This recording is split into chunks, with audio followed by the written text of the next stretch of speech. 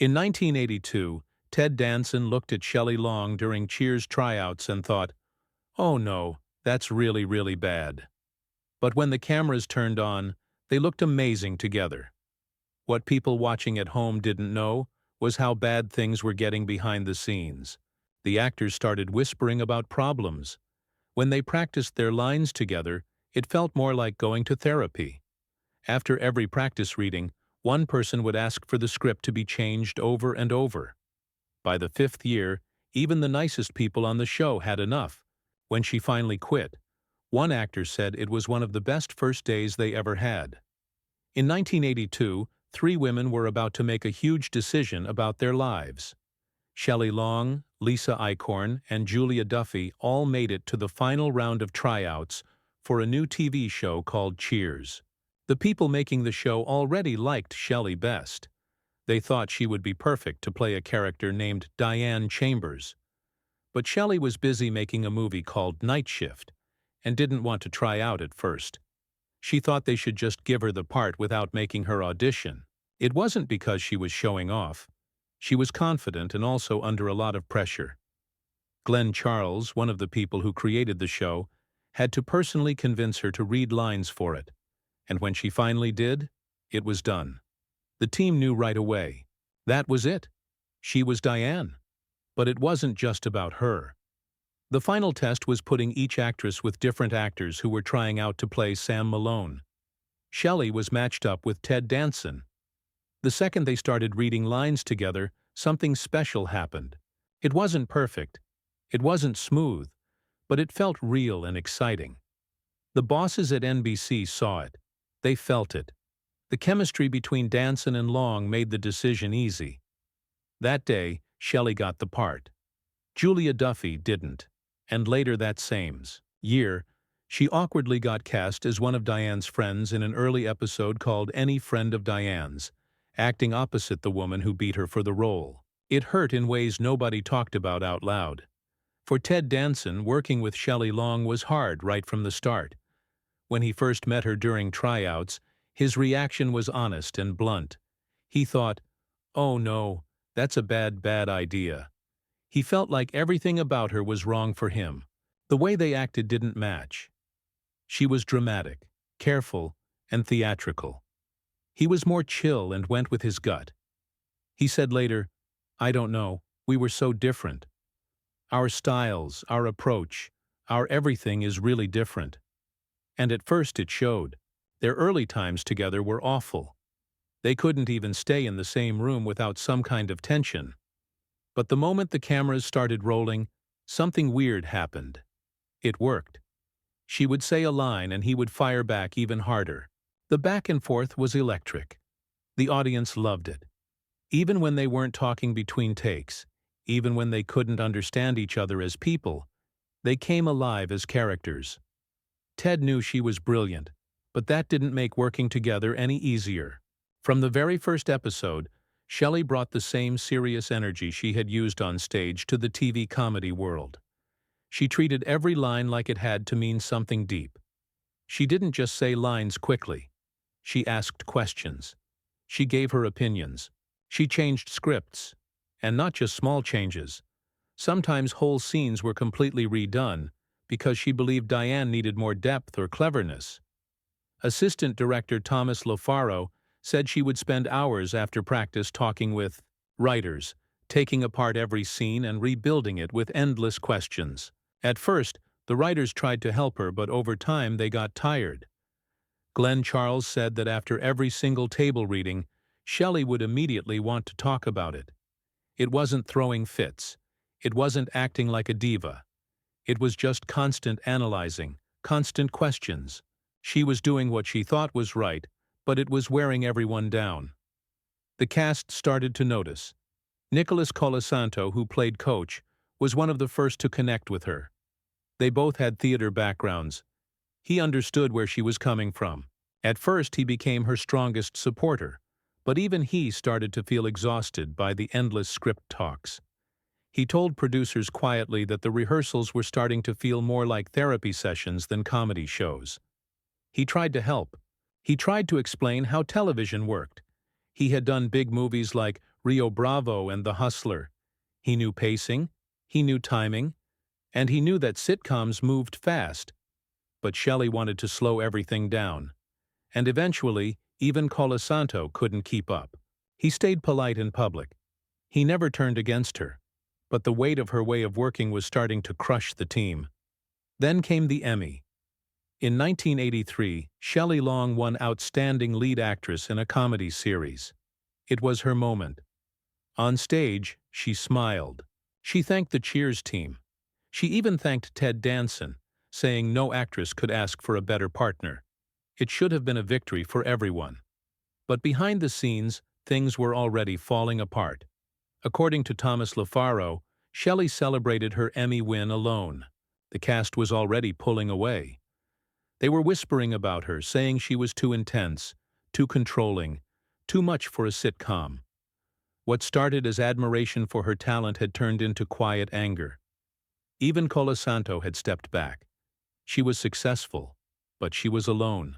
The show was winning, but she was isolated. Shelley saw Diane Chambers as more than just a character. She lived her. She came early every day, practiced speeches in her dressing room, and stayed late for deep script discussions. Producer Ken Levine called these sessions the Diane Inquisition. What should have been a 15-minute note session could turn into 2 hours. Over time, it wore everyone down. The tension wasn't because she was mean. Ted Danson said it clearly.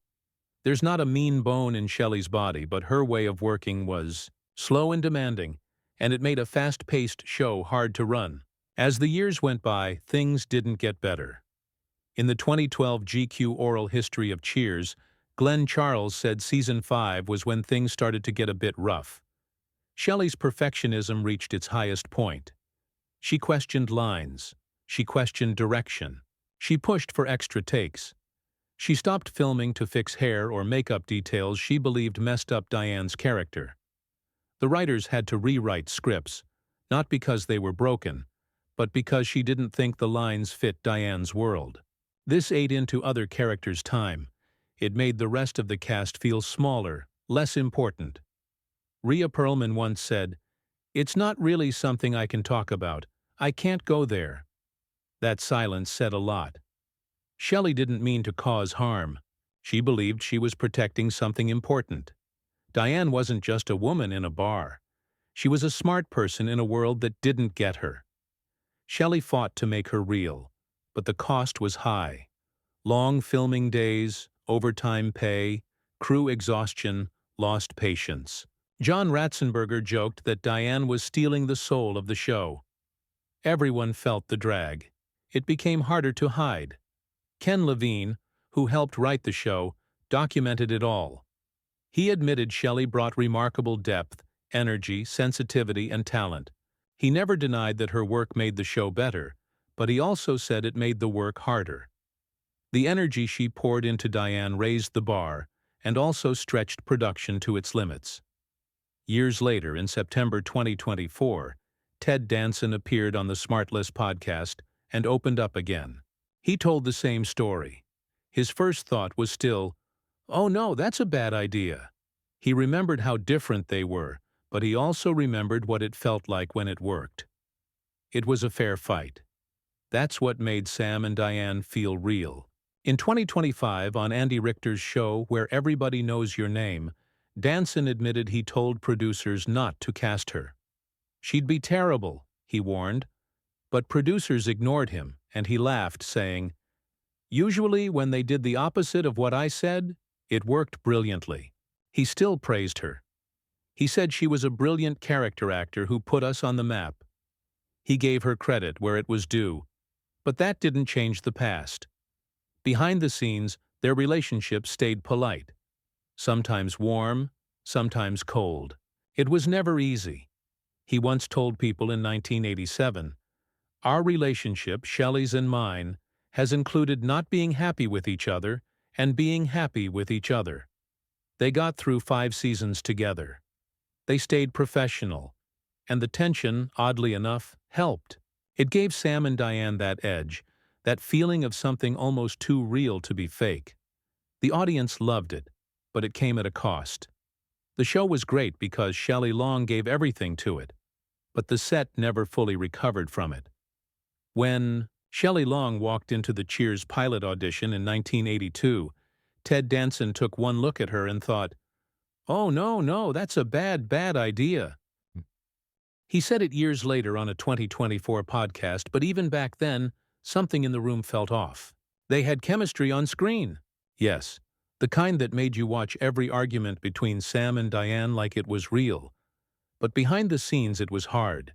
He said it was sometimes horrible just being in the same room with her. Rhea Perlman didn't say much at the time, but when asked about the tension in 2019, she didn't even hesitate. "Yeah," she said. Then she softened. "There was a little bit." She left, and then we had Kirsty, and life moved on. Shelley had a different way of working. She didn't just play Diane Chambers. She lived her. Every line, every glance, every moment had to make sense to her character. When Sam kissed Carla in a throwaway joke scene, Shelley went straight to the writer's office and cried. Diane would be destroyed by this, she said. The writers explained that Diane wasn't even in the room. She wouldn't see it. Shelley just looked at them and said, "Yes, but I know." The showrunners had never seen anything like it. It wasn't just acting. It was like she was protecting Diane's soul. This wasn't a one-time thing. Her character talks became known as Diane dissertations. After read-throughs, she would sit down with the writers and dig into every word, every scene. Sometimes she'd spend hours arguing about why a punchline didn't work or why a glance didn't feel emotionally honest. Some writers started calling her the veto queen. She'd cross out jokes she felt were overused. Others she'd reject for not fitting Diane's smart framework. Writers quit one mid-season. The tension built. George Wendt, who played Norm, quietly told producers he was worried the show was becoming too focused on Diane. He thought the group vibe was slipping away. But he never complained publicly. He was professional. He just wanted the bar to feel like a place again, not a stage for one character's journey. Behind all this, Shelley wasn't mean. That was the strange part. Ted Danson even said it. It would have infuriated you if it hadn't been purposeful. But it was. And there's not a mean bone in Shelley's body. She was just intense, focused, trained in theater. She came from a world where you asked questions and lived the character completely. That world didn't move fast like television. It didn't wrap up by 5 p.m., and Cheers was a fast show. The rest of the cast was all about rhythm and instincts. Shelley wanted analysis and depth, and slowly the divide grew. By the time season 5 ended in 1987, Shelley had finished her contract. She'd signed for 5 years and kept her word. No storming off set, no last-minute tantrums. She just said, "I'm out of here." But even though the producers had known this might happen, it still sent panic through the studio. Everyone thought Cheers would fall apart without the Sam and Diane storyline. Critics predicted the end. But on Kirstie Alley's first day, Rhea Perlman felt the air shift. "One of the greatest first days," she said, like when Woody came after Coach died. Suddenly, everyone could breathe. The tension had lifted. The cast started clicking again in a way they hadn't in years. But the story didn't end there. In 1995, Kelsey Grammer dropped a bomb in his memoir. He claimed Shelley had tried to get him fired. He said she publicly campaigned against Frasier and even insulted the show after winning a Golden Globe. "Every laugh I got, she wanted removed." He wrote her efforts to get me off the show were relentless. But Ken Levine, one of the producers, fired back in a blog post in 2013. He said Grammer's story was just not true, not remotely true. He said Frasier was kept because he was brilliant, and the writers loved the dynamic he brought. The show was fighting for survival in season 3. They wouldn't have kept a character just to be polite. Grammer, for his part, had problems of his own. His alcoholism was no secret. During the last season of Cheers in 1993, he became hard to work with. Co-stars noticed. Writer Dan O'Shannon described how Kelsey would stumble into the studio like his life was falling apart. Jimmy would say action and he'd snap into Frasier, pitch perfect, then cut and he'd melt back into Kelsey. By 1996, during Frasier Season 4, Grammer crashed his Dodge Viper in Malibu while allegedly drunk. He went to the Betty Ford Clinic. The cycle continued. Even after all the drama, Shelley returned for guest spots on Frasier. She showed up, smiled, said her lines. The on-screen tension with Kelsey was still there. But maybe by then it was just habit. The cast was older. The wounds weren't fresh anymore. Still, Rhea Perlman couldn't bring herself to talk much about Shelley's working style in interviews. "I can't go there," she said in 2012. "I don't think it's worth it at this point in life." Shelley had never thrown tantrums. She never screamed. But her need for Diane to be perfect changed how Cheers was made. The writers even had to come up with secret script strategies just to keep things on schedule. During wedding episodes or big finales, they held back key plot details until the last minute. They didn't want Shelley rewriting emotional scenes through hours of character debate. On the surface, Cheers looked like the perfect sitcom. People laughed, drank, argued, made up. Everyone had their spot. Everyone had their lines. But behind the cheers and clinks of beer mugs was a mess of jealousy, anger, obsession, and one bad joke that ruined a career forever. It started with a man named Jay Thomas. He played Eddie LeBec, the ice hockey goalie who married Carla. He had a regular spot on a radio show, and one day a caller asked him what it was like to work on Cheers. Instead of being polite or vague, Thomas leaned into the mic and said, "It's brutal. I have to kiss Rhea Perlman." Rhea Perlman, who played Carla, happened to be listening to that exact show. The fallout came fast. She stormed into the producer's office, furious, and said the words that ended Jay's time on the show. "I want him off." The writers didn't hesitate. They wrote Eddie LeBec out by killing him in a freak Zamboni accident and then made it worse by revealing he was a bigamist with another wife who looked exactly like Carla. Jay.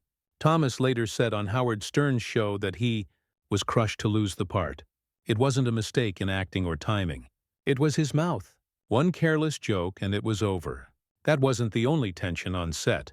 Shelley Long, who played Diane, brought a very different kind of trouble. She wanted every line to be perfect. She wanted to know every motivation, every detail. At first, the writers went along with her. She would talk for hours after rehearsals, going over every part of her character, asking endless questions. Assistant director Thomas LaFaro said she thought she was the new Lucille Ball. At table reads, she'd finish her lines and then immediately start a discussion. Everyone else had to sit and wait while she picked apart the script line by line. Ted Danson later said her process would have driven people mad if it hadn't come from such a sincere place. Even so, it caused cracks. Rhea Perlman admitted in 2019 that there was real friction.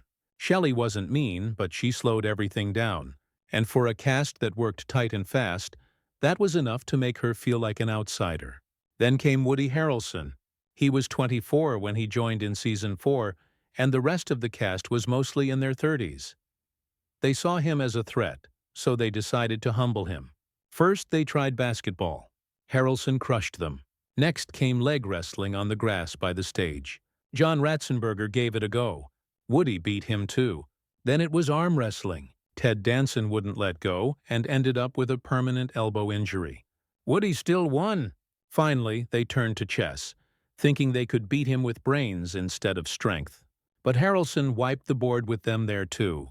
All of this happened in his first week. They couldn't win, so they started pranking him instead. Danson said if someone had a really awful prank in mind, they'd save it just for Woody. That's how far they went to deal with someone who wasn't even trying to dominate. He just did. Kelsey Grammer brought his own storm. He was convinced Shelley Long wanted him off the show. In his 1995 memoir, So Far, he wrote that she kept trying to sabotage him, saying she would ask the writers to cut every laugh he got. Shelley denied it. She said the only time she pushed back was when someone suggested her character Diane should get pregnant by Frasier. She said no, that wouldn't make sense. She didn't even know Kelsey was upset. Years later, she said it was a crime that he didn't just talk to her about it. He never brought it up, just let it build. That quiet tension added to everything already boiling under the surface. They made peace years later, but the damage had already shaped how both of them remembered those years. George Wendt, who played Norm, brought chaos of a different kind. He was known for wild stunts and even wilder gifts. One time he gave shotguns to cast members, actual shotguns. Paramount's security team was not pleased. On set, he'd join in dangerous pranks. Ted Danson remembered one time things got so out of hand, Wendt had to step in and save him. Some of them took mushroom trips together just hoping they could make it through the day. Wendt's famous beer mug was filled with 3.2% near beer, just enough alcohol to keep the foam, with added salt under hot lights. Sometimes he had to sip it, and it was disgusting. But he never complained. That's what Norm did. He showed up. He drank the beer. He nailed the line. Then behind the scenes, he lived like the party never stopped. In December 1986, Shelley Long shocked the world when she announced she was leaving Cheers. The news spread fast. For 5 seasons, she had played Diane Chambers, the sharp-tongued intellectual who argued and flirted with Sam Malone every week. Their chemistry was the center of the show. So when she said she was walking away to do films and spend more time with family, everyone panicked. The writers scrambled. The producers freaked. Fans couldn't believe it. The network feared the show wouldn't survive. Even Ted Danson, who played Sam, later admitted that hearing she was leaving brought him a strange mix of relief and dread. They had never had an easy working relationship. They clashed often. But when the cameras rolled, something clicked. Ted said it was magic. He'd push. She'd push back harder. They were complete opposites. He worked from the gut. She worked from her head. But it worked. Still, the tension off-screen was real. Rhea Perlman, who played Carla, didn't dance around it. When asked if there had been friction, she just said, "Yeah." And when Kirstie Alley walked onto set to take over the female lead, Perlman said it was one of the best first days she ever had. The entire energy shifted. There were fewer arguments, more laughs. No one had to tiptoe anymore. Even the producers could breathe. Glenn and Les Charles, who created the show, said they panicked for a full week after Shelley told them. Everyone believed Cheers couldn't work without the Sam and Diane love story. But when they let go of that storyline and leaned into the group comedy, something changed. In 1987, during the first season without Shelley, Cheers hit #1 in the Nielsen ratings for the first time ever. James Burrows, the show's legendary director, later admitted that Shelley's exit re-energized the bar. Characters like Norm, Cliff, and Carla got more space. The writers had fun again. Behind the scenes, though, the sudden goodbye was a nightmare. The final episode with Diane was rushed. The writers had to find a way to end the 5-year romance. So they made her leave Boston to become a writer. The scene with Sam and Diane almost getting married only for her to walk away last minute was thrown together fast. Then they had to invent a brand new character from scratch. Rebecca Howe. Kirstie Alley took on the role and brought something entirely different. She wasn't a Diane copy. She was insecure, corporate, awkward, but it worked. The show had been forced to change. And it didn't just survive, it got better. While Cheers soared, Shelley's movie dreams started to fall apart. Her first big film after leaving was Outrageous Fortune in 1987 with Bette Midler. It made $52.9 million, but critics weren't kind. They said Shelley was just playing Diane again, only louder. She tried other movies like Troop Beverly Hills in 1989 and the Brady Bunch movie in 1995, but none turned her into the big screen star she wanted to be. Audiences couldn't see past Diane Chambers. By the mid-90s, her movie career was mostly over. She moved into TV movies and guest roles. Ted Danson said in later interviews that it was sad to watch. She had talent, but she never escaped the shadow of Diane. Kelsey Grammer never forgot how she treated him during those years. In his 1995 memoir, So Far, he said Shelley hated his character Frasier from the start. During her 1984 Golden Globe speech, she even called the Frasier storyline terrible. She told producers she wanted him gone, but instead of cutting him, they kept him longer, maybe just to spite her. Frasier had originally been written for 6 episodes. He stayed for 20 years. And in 1996, when Shelley appeared on an episode of Frasier, they wrote her as a mental patient in an asylum. Show creator Ken Levine later admitted that it was subtle payback. Shelley was out of movies, out of momentum, and there she was playing a version of Diane who had finally lost her mind. The message was hard to miss. In a rare 2025 YouTube interview, Shelley finally admitted what she never had before. At 75 years old, she said she regretted leaving Cheers. Not right away, but over time. She said the writers had promised her more serious storylines, ones that showed Diane's depth, but they never came. She felt stuck playing the same romantic scenes over and over. She started blurring the line between herself and her character, and people on set started treating her like Diane instead of Shelley. She said it haunted her. Watching the show go on without her hurt more than she expected. When she came back for that Frasier cameo in 1996, Rhea Perlman said it was awkward. The set was cold.